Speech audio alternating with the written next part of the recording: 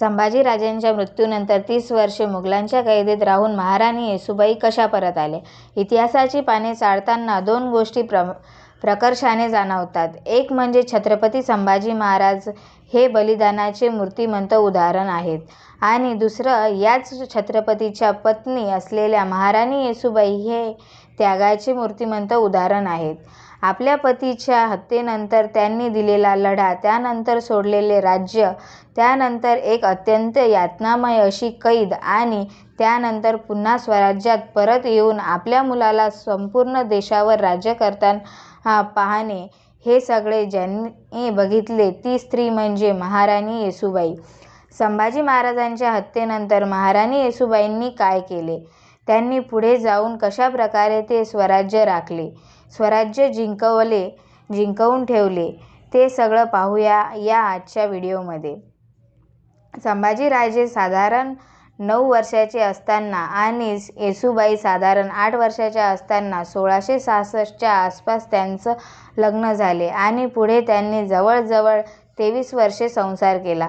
छत्रपती संभाजी महाराजांच्या काळातच अनेक पत्रे, अभयपत्रे यांच्यावर महाराणी येसूबाईंच्या नावाने श्री सखी राजनी जयंती असा शिक्का आढळतो. महाराणी येसूबाईंबद्दल असं लिहिले गेले आहे की येसूबाईंच्या कर्तृत्वावर राजांचा एवढा विश्वास होता की राज्यातील कोणताही हुकूम येसूबाईंच्या नजरेखालून गेल्याशिवाय सुटत नसे. पुढे छत्रपती संभाजी महाराजांना औरंगजेबाने संगमेश्वरला कैद केले. त्यानंतर त्यांना प्रचंड यातना देऊन तुळापुराच्या मुक्कामी त्यांची हत्या करण्यात आली.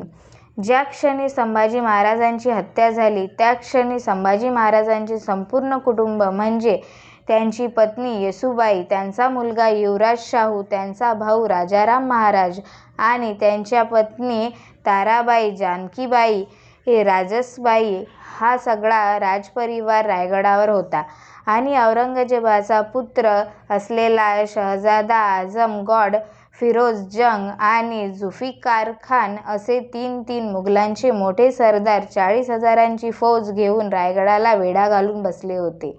हंबीरराव मोहिते याच अगोदरचं निधन झाल्यामुळे त्यांच्यासारखा मोठा माणूस त्यावेळी नव्हता. त्यामुळे त्यावेळी सगळी जबाबदारी रायगडावरच्या थोरल्या सूनबाईवर होती, म्हणजेच महाराणी येसूबाईंच्यावर. येसूबाईंचा एक चुकीचा निर्णय छत्रपती शिवाजी महाराजांनी निर्माण केलेले सगळे राज्य धुळीला मिळवू शकत असता.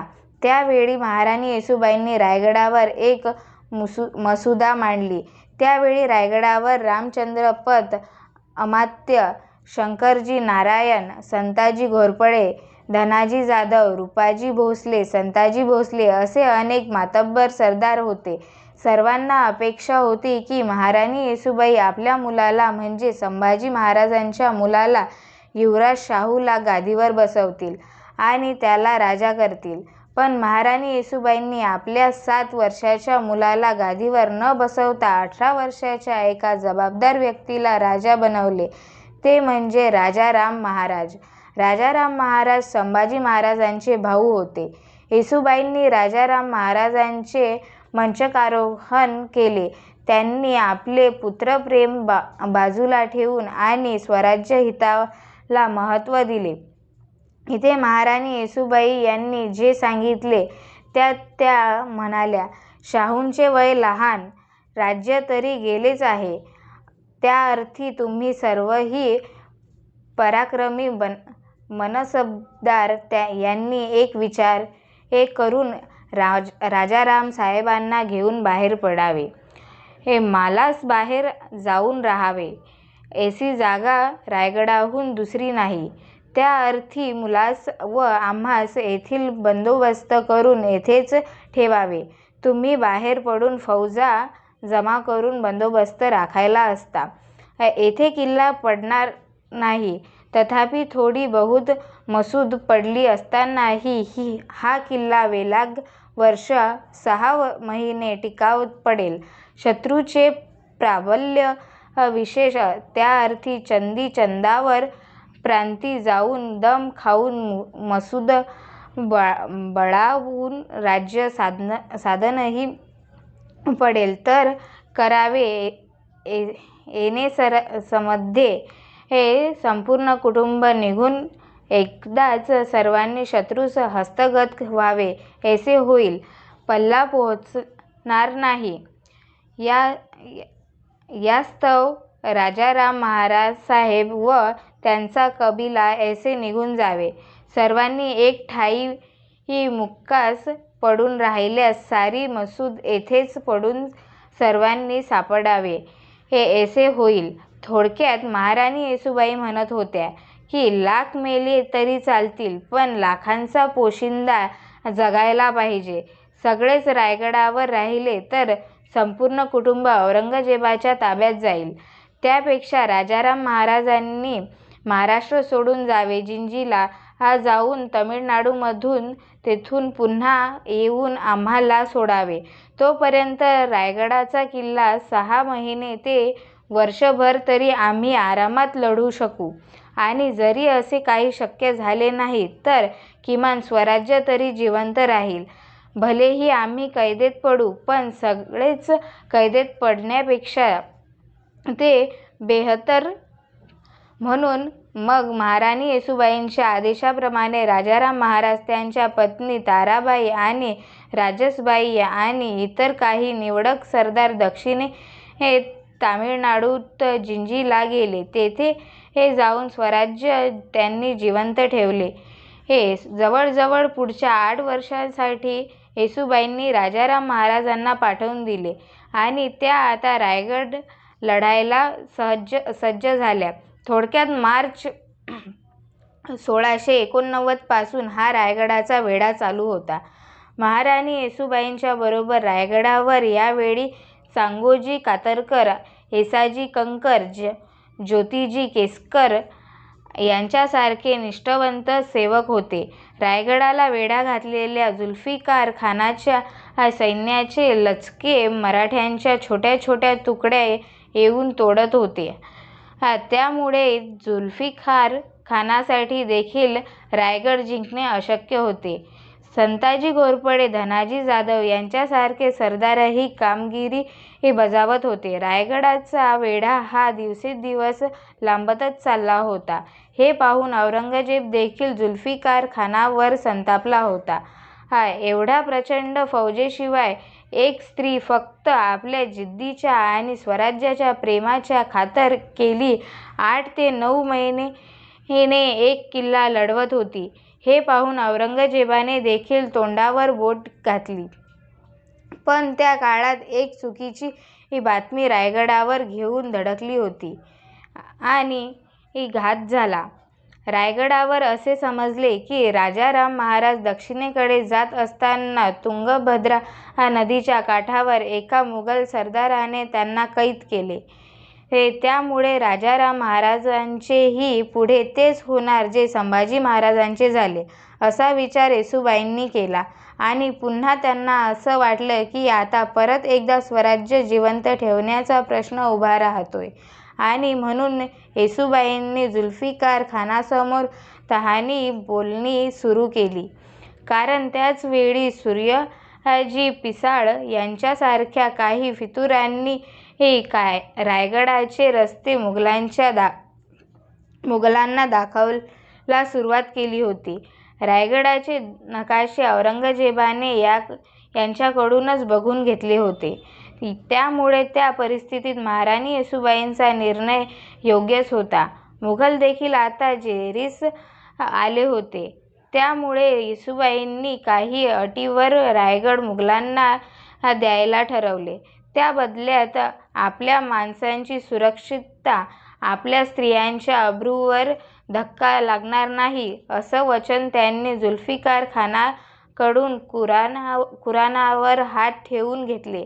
असा शब्द येसूबाईंना औरंगजेबाची मुलगी असलेल्या अंदुनिसार देखील दिला. अखेर 3 नोव्हेंबर 1689 ला जवळजवळ 9 ते 10 महिन्यांनी मराठ्यांची राजधानी रायगड मुघलांच्या स्वाधीन झाला आणि महाराणी येसूबाई आणि युवराज शाहू हे दोघे देखील मुघलांच्या कैदेत पडले. 18 वर्ष युवराज शाहू आणि महाराणी येसूबाई मुघलांच्या कैदेत राहिले. पुढे 1707 साली औरंगजेबाच्या मृत्यूनंतर औरंगजेबाचा पुत्र असलेल्या आझमशहाने युवराज शाहूंची कैदेतून सुटका केली, पण महाराणी येसूबाईंना त्यांना आपल्याजवळच ठेवले. त्यांनी युवराज शाहूंना महाराष्ट्रात जाऊन राज्य मिळवायला सांगितले. त्याचप्रमाणे शाहू महाराजांनी महाराष्ट्रात येऊन राज्य मिळवले. 1708 साली शाहू महाराजांचा साताऱ्यात राज्याभिषेक झाला आणि सातारा ही मराठ्यांची नवीन राजधानी झाली. बरोबर 10 वर्षांनी साधारण डिसेंबर 1718 मध्ये मराठ्यांचे सैन्य पहिल्यांदा दिल्लीवर चाल करून गेले. या सैन्यामध्ये होते बाळाजी विश्वनाथ, बाजीराव पेशवा, खंडेराव दाभाडे, संताजी भोसले आणि असे अनेक मातब्बर सरदार. त्यांनी दिल्लीला जाऊन दिल्लीचा बादशाह बदलला. दिल्लीच्या बादशाहाकडून खंडणी घेऊन आणि महाराणी येसूबाईंनी मुघलांच्या कैदेतून सुटका केली. 4 जुलै 1719 रोजी महाराणी येसूबाई छत्रपती संभाजी महाराजांच्या पत्नी जवळजवळ 29 वर्ष 8 महिने मुघलांच्या कैदेत राहून स्वराज्यात परत आल्या. त्यावेळेपर्यंत मराठ्यांच्या स्वराज्याचे साम्राज्यात रूपांतर झाले होते. आयुष्यात अत्यंत वेदनामय काळ बघितलेल्या, आपल्या पतीची हत्या, स्वतःची कैद असं सगळं काही बघितलेल्या येसूबाईंनी आपल्या मुलाला संबंध हिंदुस्थानाचा स्वामी झालेला पाहिलं. येसूबाईंनी आयुष्यभर खूप त्रास सहन केला, त्याग केला, पण जेव्हा 1728 मध्ये त्यांचा मृत्यू झाला तेव्हा त्यांनी खूप समाधानाने आपला शेवटचा श्वास घेतला असावा. कारण जे स्वराज्य कोणत्याही क्षणी विझू शकले असते, ते स्वराज्य छत्रपती शिवाजी महाराजांनी निर्माण केले. जे स्वराज्य जिवंत ठेवण्यासाठी त्यांच्या एका व्यक्तीने आपला प्राण दिले, ते स्वराज्य महाराणी येसूबाईंनी त्यांच्या राजकारणाने आणि त्यांच्या स्वतःच्या त्यागाने जिवंत ठेवले. ही महाराणी येसूबाईंची खूप मोठी देणगी आहे. या महाराष्ट्रावर महाराणी येसूबाईंचे खूप मोठे उपकार आहे. आज आपल्याला मागे वळून बघताना असे वाटत असेल की अनेक गोष्टींच्या मधील ही एक गोष्ट आहे, पण तसं नाहीये. मित्रांनो, त्या ठिकाणी जाऊन जर तुम्ही विचार केला तर परिस्थिती बिकट होती. अनेक मराठा सरदार, अनेक लोक फक्त यासाठी फुटत होते की मराठ्यांचे राज्य तर आता संपलेच आहे, विनाकारण कशाला यांच्यामध्ये अडकून बसा. पण महाराणी येसूबाईंनी अत्यंत कठीण परिस्थितीतून मार्ग काढत जे स्वराज्य जिवंत ठेवले. धन्य धन्य महाराणी येसूबाई. मित्रांनो, महाराणी येसूबाईंची ही कथा तुम्हाला कशी वाटली ते आम्हाला कमेंट करून नक्की सांगा. आजचा व्हिडिओ जर तुम्हाला आवडला असेल तर व्हिडिओला लाईक आणि चॅनलला सबस्क्राईब करायला विसरू नका.